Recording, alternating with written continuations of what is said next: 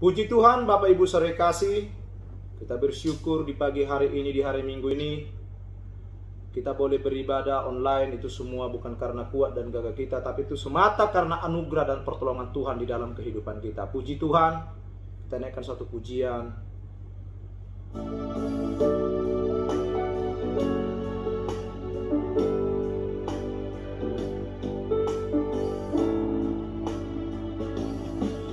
Kekuatan di hidupku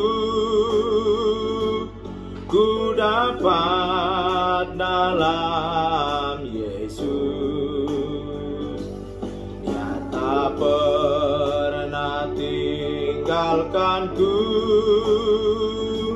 setia menopangku, berseru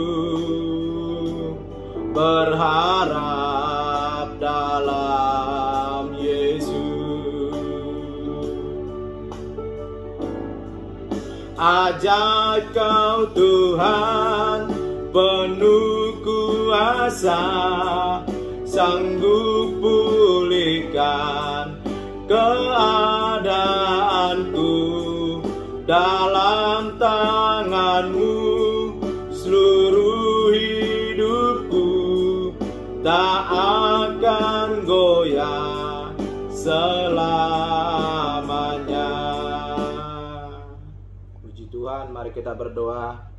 Bapa yang baik, kami bersyukur kepada Engkau ya Tuhan di pagi hari ini, atas segala rahmat dan anugerah Tuhan, atas segala kasih setia Tuhan yang sungguh luar biasa. Sehingga di hari Minggu ini Tuhan, kami bersyukur pemeliharaan Tuhan, penyertaan Tuhan di sepanjang minggu ini. Bukan karena kuat dan gagah kami, tapi semua semata karena anugerah Tuhan. Bapa yang baik, sebelum hamba menyampaikan firman-Mu, ampunilah setiap dosa dan pelanggaran kami lewat pikiran, perkataan, perbuatan kami yang tidak berkenan di hadapan-Mu Tuhan. Sucikan, basuh kami lewat kuasa darah-Mu. Dan sebentar hamba akan menyampaikan firman-Mu. Berkatilah firman-Mu yang hamba sampaikan. Biarlah kiranya firman yang hamba sampaikan, firman yang hidup, firman yang penuh kuasa, firman yang memberkati umat-Mu ya Tuhan. Terpujilah Engkau Bapa, di dalam nama Tuhan Yesus Kristus kami sudah berdoa dan mengucap syukur. Haleluya. Amin. Puji Tuhan, Bapak Ibu saudara kasih, di dalam nama Yesus Kristus. Selamat hari Minggu buat kita semua. Baik, kita akan mendengarkan firman Tuhan di pagi hari ini.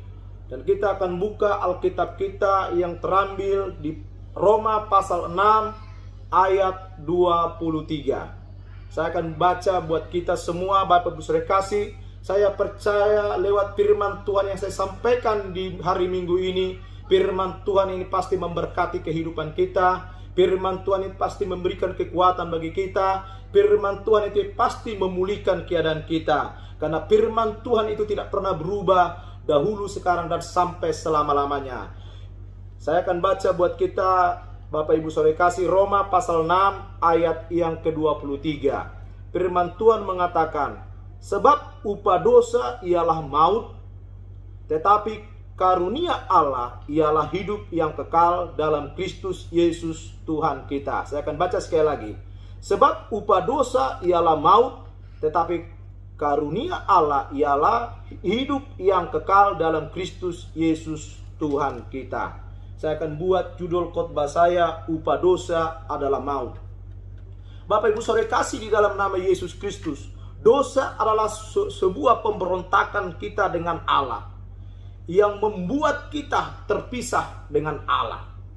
Dosa tidak membawa kita mati secara langsung, tapi dosa membawa kita mati secara pelan-pelan di dalam kerohanian kita.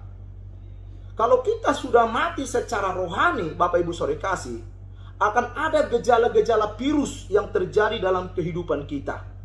Ya, virus yang mematikan di dalam kerohanian kita. Virus kerohanian itu berbicara, Bapak Ibu saudara kasih, dikatakan pasti ada suatu merasa hampa di dalam kehidupan kita. Merasa takut, merasa bingung. Kalau sudah ada dosa di dalam kehidupan kita, maka akan ada ketakutan di dalam hidup kita. maka akan ada kekhawatiran di dalam hidup kita. Kalau ada dosa di dalam kehidupan kita, maka kehidupan kita akan merasa hampa. Ya, merasa hampa, bingung kehidupan ini. Bagaimana yang akan datang? Bagaimana keluarga saya? Bagaimana anak-anak saya? Bagaimana masa depan saya? Bagaimana kesehatan saya? Kita bingung. Ya, inilah upah dosa. Manusia yang sudah jatuh ke dalam dosa. Dosa itu telah menjalar kepada semua orang. Itu sebabnya dikatakan upah dosa adalah maut. Maka akan terjadi virus-virus kerohanian datang dalam kehidupan kita. Kalau saya baca Bapak Ibu Saudara kasih, dikatakan di sini 2 Timotius pasal 3 ayatnya yang pertama sampai ayat kelima. Inilah penyebab dosa. Akan terjadi gejala-gejala virus di dalam kehidupan kita. Kalau virus corona hanya membunuh secara jasmani, ya, mungkin banyak orang berjatuhan oleh karena virus corona. Banyak orang yang dirawat di rumah sakit oleh karena virus corona. Tapi virus yang membahayakan adalah virus yang mematikan kerohanian kita. Kalau sudah mati kerohanian kita, maka hubungan kita sudah terputus dengan Allah. Maka kehidupan kita akan bingung jadinya. Merasa hampa, merasa gersang. Tidak ada lagi damai di dalam kehidupan kita. Kalau tidak ada lagi damai dalam kehidupan kita, saudara kasih, apapun yang kita kerjakan tidak akan bisa baik, tidak akan bisa langgeng, tidak akan bisa berhasil, karena sudah gundah gulana dalam kehidupan kita. Inilah virus itu Bapak Ibu Saudara kasih. 2 Timotius pasal 3 ayat 1 sampai 5 saya baca buat kita semua. Keadaan manusia pada akhir zaman. Ketahuilah bahwa pada hari-hari terakhir akan datang masa yang sukar. Ayat 2. Manusia akan mencintai dirinya sendiri dan menjadi hamba uang.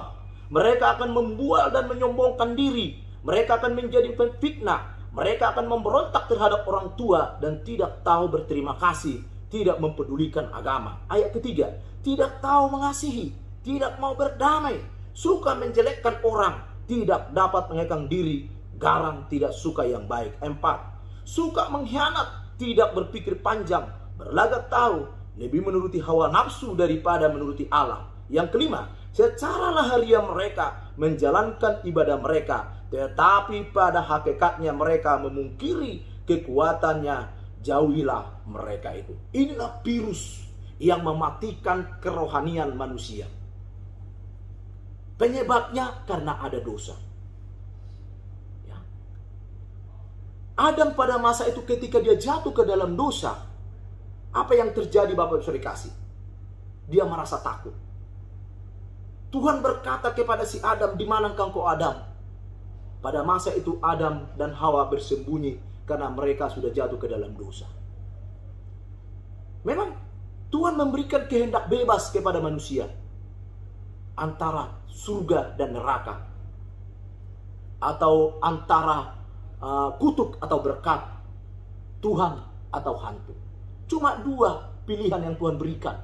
Segala buah pohon ini boleh kau makan buahnya dengan bebas, tetapi buah yang baik dan yang jahat, jikalau engkau memakannya pastilah engkau mati. Tuhan sudah memberikan kehendak bebas kepada manusia itu. Sehingga manusia itu merasa takut, hampa kehidupannya, ya, mulai gelisah, mulai khawatir. Sehingga itulah yang membuat kehidupan manusia itu tidak bertumbuh imannya. Maka datanglah virus-virus yang mematikan rohaninya, sehingga terputuslah hubungan manusia dengan Allah. Makanya dikatakan di sini, tidak ada lagi menghormati orang tua, dikatakan tidak tahu berterima kasih, tidak memperdulikan agama, tidak memprioritaskan Tuhan, lebih mengutamakan dunia daripada Tuhan. Padahal Alkitab mencatat, carilah Tuhan maka kamu akan hidup. Carilah dahulu kerajaan Allah, maka semua yang ditekan tambahkan kepadamu.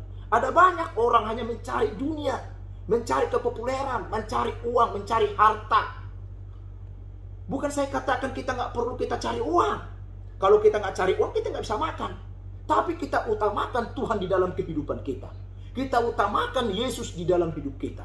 Kita prioritaskan Yesus dalam kehidupan kita. Saya yakin dan percaya ketika kita utamakan Tuhan lebih daripada segalanya, pasti apapun yang kita kerjakan pasti diberkati oleh Tuhan.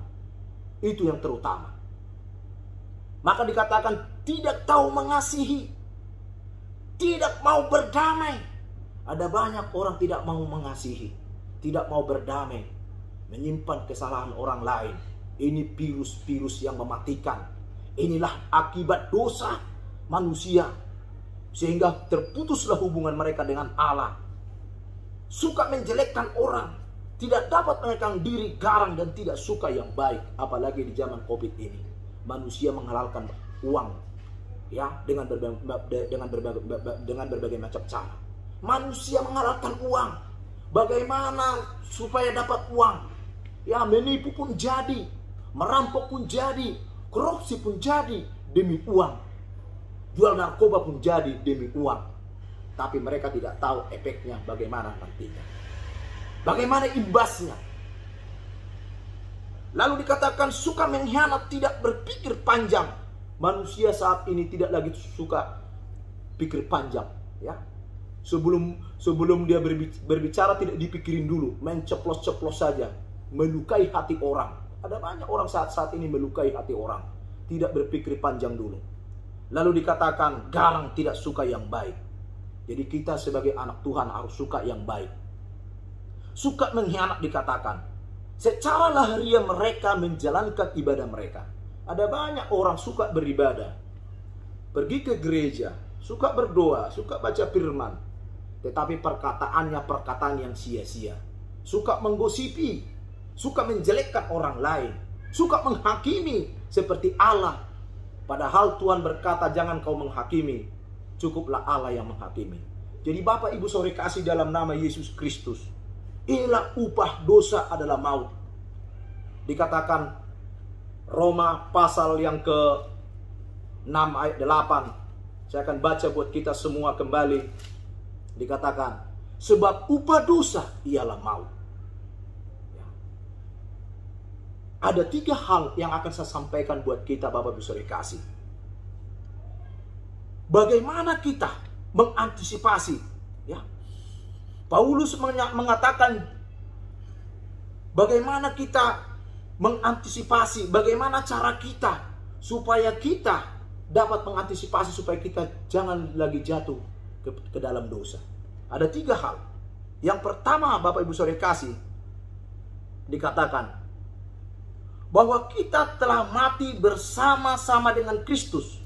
Dan oleh karena itu kita bisa hidup berkemenangan atas semua dosa. Ini yang dikatakan poin yang pertama. Bagaimana kita menyikapi supaya kita jangan jatuh terhadap dosa lagi.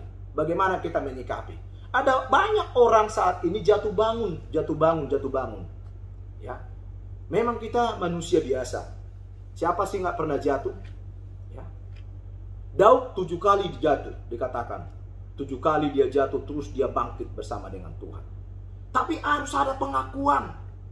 Jika kamu mengaku dosamu, maka Ia akan setia dan adil sehingga Dia akan menyucikan engkau dan menguduskan engkau. Dikatakan firman Tuhan. Harus ada pengakuan bahwa kita ini adalah manusia yang berdosa. Artinya ada introspeksi diri. Makanya dikatakan poin yang pertama, bagaimana kita menyikapi supaya kita jangan jatuh terhadap dosa lagi. Dosa yang sama. Dikatakan poin yang pertama, bahwa kita telah mati bersama-sama dengan Kristus. Dan oleh karena itu kita hidup berkemenangan atas semua dosa kita. Jadi kita menyadari bahwa kita inilah milik Kristus. Bahwa kita adalah ciptaan yang baru. Karena kita sudah dalam Kristus. Alkitab mencatat 2 Korintus pasal 5. Ya, barang siapa dalam Kristus adalah ciptaan yang baru. Yang lama sudah berlalu, sesungguhnya yang baru sudah datang. Jadi kalau kita bersama dengan Kristus, kita sudah menjadi ciptaan yang baru. Yang lama sudah berlalu, sesungguhnya yang baru sudah datang dalam kehidupan kita. Maka ketika kita memiliki kehidupan yang baru, dikatakan kita memiliki hubungan dengan Tuhan. Kita memiliki persekutuan dengan Tuhan. Suka berdoa. Ya, sebelum dia bangun pagi sudah berdoa. Sebelum dia tidur sudah berdoa. Bahkan dia mungkin pulang dari kerja, dia mengucap syukur kepada Tuhan. Segala-galanya doa. Banyak berdoa, banyak berkat. Makanya dikatakan bagaimana kita menyikapi supaya kita jangan jatuh ke dalam dosa lagi, dosa yang sama. Kita harus memahami, mengerti bahwa kita sudah mati bersama dengan Kristus. Sehingga kematian itu, kematian Yesus, bahwa dia sudah menyelamatkan kita, dia sudah mengangkat kita, sudah menebus kita, bahwa kita tidak berutang lagi kepada iblis, saudara kasih. Ya, kita tidak berutang lagi. Dia sudah menyelesaikan di atas kayu salib. Dan itu sebabnya dikatakan kehidupan kita, kehidupan yang berkemenangan yang Tuhan berikan kepada kita. Saya akan baca dulu Mazmur pasal 20. Poin yang pertama dikatakan bahwa kita telah mati bersama-sama dengan Kristus, dan karena itu kita bisa hidup berkemenangan atas semua dosa kita. Jadi kita tidak akan bisa hidup berkemenangan kalau Kristus tidak ada dalam kehidupan kita. Ada banyak orang jatuh bangun karena Kristus tidak ada dalam kehidupannya. Tapi kalau Kristus ada dalam kehidupan kita, ada Roh Kudus dalam kehidupan kita. Roh yang di dalam kita lebih besar daripada roh yang ada dalam dunia ini. Jadi kita nggak perlu takut dalam hidup ini. Kita tidak perlu khawatir dalam hidup ini, karena Kristus bersama dengan kita.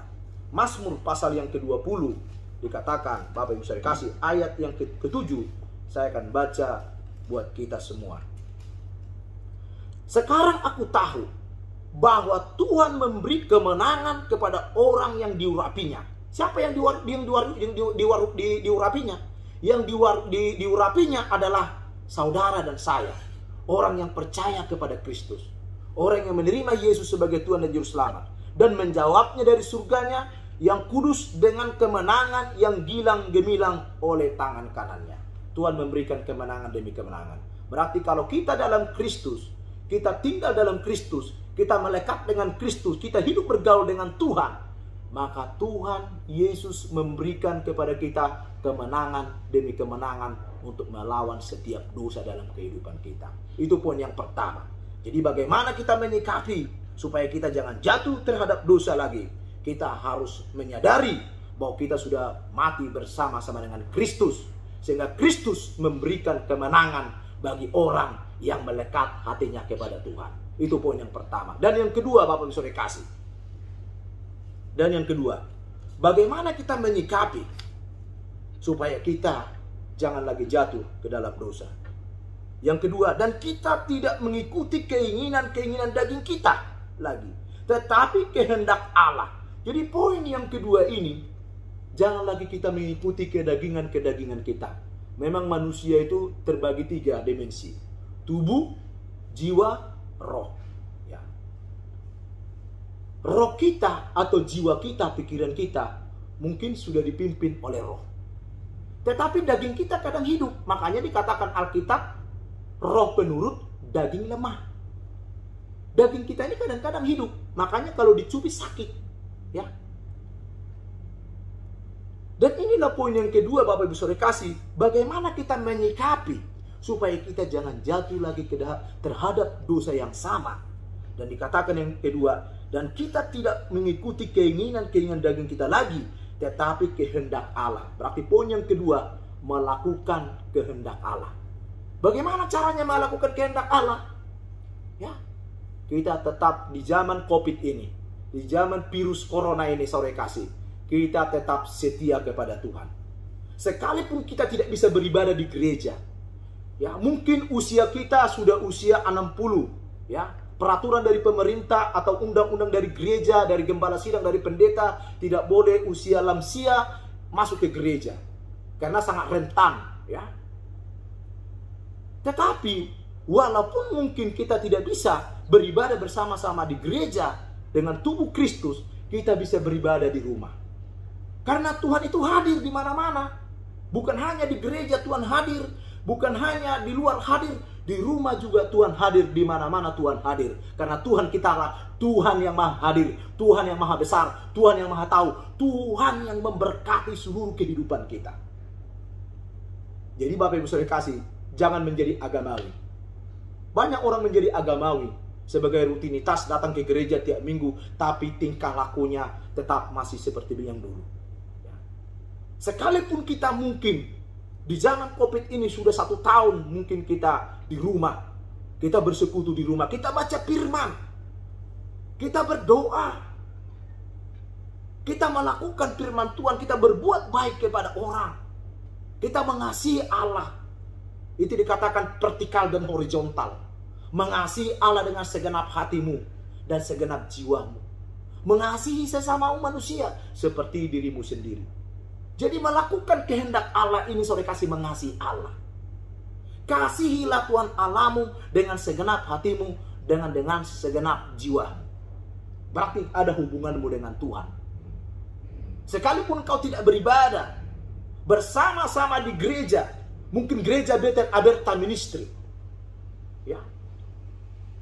Tetapi saya yakin dan percaya, kalau Anda bersekutu, memiliki hubungan dengan Tuhan, ya, melakukan kehendak Allah, hidup benar, hidup kudus, saya yakin dan percaya, engkau akan diberkati oleh Tuhan. Pemberkatan itu bukan dalam arti secara finansial, materi, tidak. Banyak orang hartanya banyak, bukan itu yang diberkati. Itu nomor 2 itu.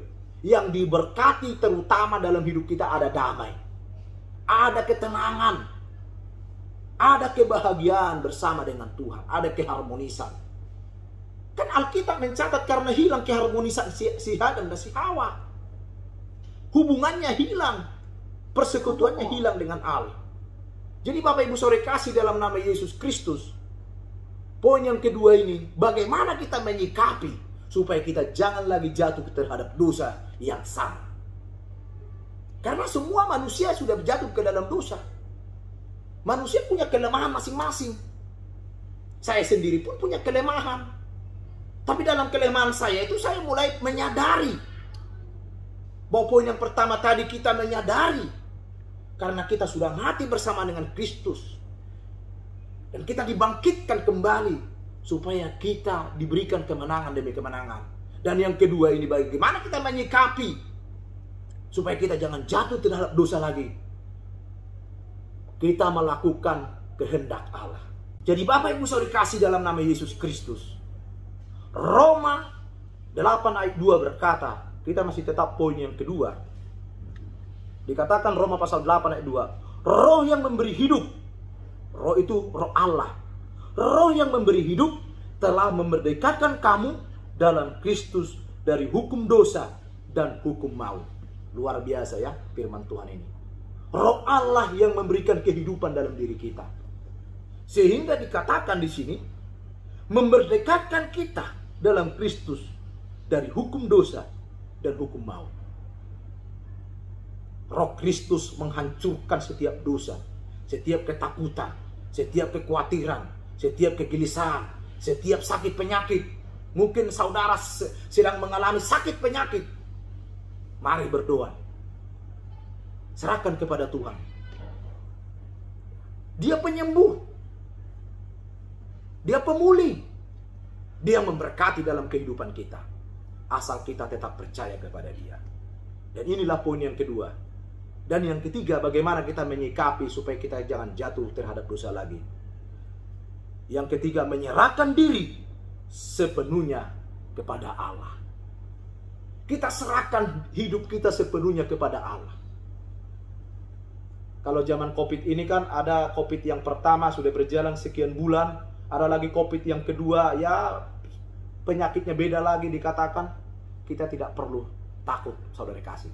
Kalau sudah memang waktunya Tuhan panggil kita, kita sudah siap, saudara kasih. Ya. Ada banyak pendeta-pendeta yang masih muda-muda dipanggil Tuhan. Baru-baru ini teman saya, usia baru 40 tahun, dia mengembalakan, dipanggil Tuhan di daerah Cianjur. Baru-baru ini juga 53 atau 54 tahun, baru-baru ini dipanggil Tuhan. Dan ada juga gembala sidang yang besar, yang dipakai Tuhan. Memang sudah lansia, sudah usia 70 lebih. Dipanggil Tuhan. Artinya, kita harus siap kapanpun Tuhan panggil kita. Mau di zaman COVID kek, mau tidak di zaman COVID kek, kita harus siap dipanggil Tuhan. Itu sebabnya kehidupan kita, selagi masih ada waktu, selagi masih ada kesempatan, mari serahkan hidupmu sepenuhnya kepada Tuhan. Jangan andalkan pikiranmu, jangan andalkan kekuatanmu, jangan andalkan hartamu, andalkanlah Tuhan dalam kehidupanmu. Alkitab mencatat, serahkanlah kekhawatiranmu kepada Tuhan, maka Ia akan bertindak kepada engkau. Mazmur berkata, serahkanlah seluruh hidupmu kepada Tuhan, maka Allah akan memelihara engkau. Jadi kehidupan kita harus serahkan kepada Tuhan. Jadi Bapak Ibu Saudara kasih dalam nama Yesus Kristus, 3 poin ini saya sampaikan firman Tuhan kepada kita semua. Yang pertama, kita menyadari bahwa bersama dengan Kristus kita sudah mati dan dibangkitkan, sehingga kita menjadi ciptaan yang baru dan diberikan hidup kemenangan demi kemenangan. Dan yang kedua, Bapak Saudara kasih, dikatakan yang kedua, dan kita menanggalkan kedagingan kita dan melakukan kehendak Allah. Yang ketiga, kita menyerahkan diri kita sepenuhnya kepada Allah, supaya kita jangan jatuh kepada dosa yang sama. Itu aja firman Tuhan yang saya sampaikan kepada Bapak Ibu Saudara kasih. Kita mari berdoa. Bapa yang baik, hamba bersyukur dan terima kasih kepada Engkau ya Tuhan, di pagi hari ini atas segala anugerah-Mu, atas segala kebaikan-Mu. Hamba-Mu sudah berhenti berbicara, Roh-Mu yang kudus yang tidak pernah berhenti berbicara, Roh-Mu yang kudus yang mengurapi dan memberkati firman-Mu, sehingga firman-Mu boleh menjadi kekuatan buat umat-Mu, boleh menjadi pemulihan buat umat-Mu, boleh menjadi penghiburan buat umat-Mu Tuhan. Berkatilah seluruh umat-Mu, Gereja Bethel Aberta Ministry, bahkan jemaat-jemaat-Mu Tuhan yang ada di rumah saat ini, yang sedang mendengar lewat online ini, kiranya diberkati, dikuatkan oleh Tuhan. Dalam nama Tuhan Yesus Kristus saya berdoa. Haleluya. Amin.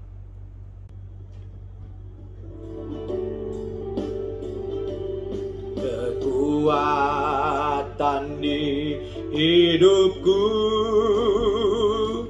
ku dapat dalam Yesus. Dia tak pernah tinggalkanku, setia menopangku, berseru berharap dalam Yesus.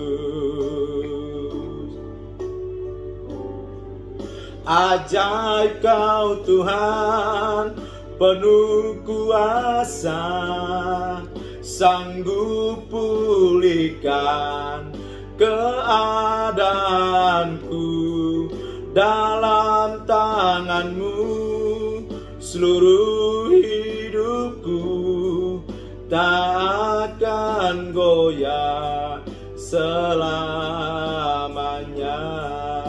Ajaib Kau Tuhan, penuh kuasa, sanggup pulihkan keadaanku. Dalam tangan-Mu seluruh hidupku tak akan goyah selamanya.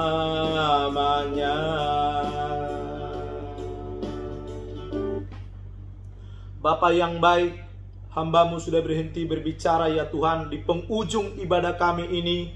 Biarlah kiranya ya Tuhan Kau yang memberkati seluruh umat-Mu ya Tuhan, Gereja Bethel Aberta Ministry yang sedang berada di rumah. Kami mengadakan online ya Tuhan, Kau memberkati mereka.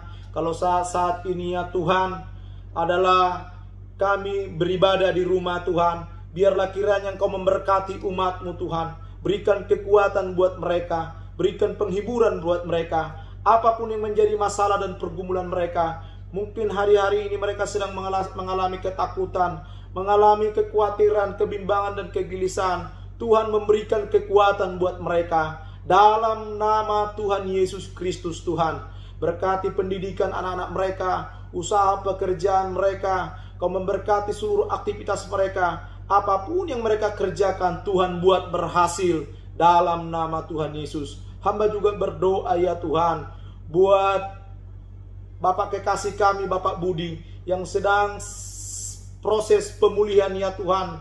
Biarlah kiranya Engkau pulihkan beliau, Engkau sembuhkan beliau lewat kuasa darah dan bilur-Mu dalam nama Tuhan Yesus.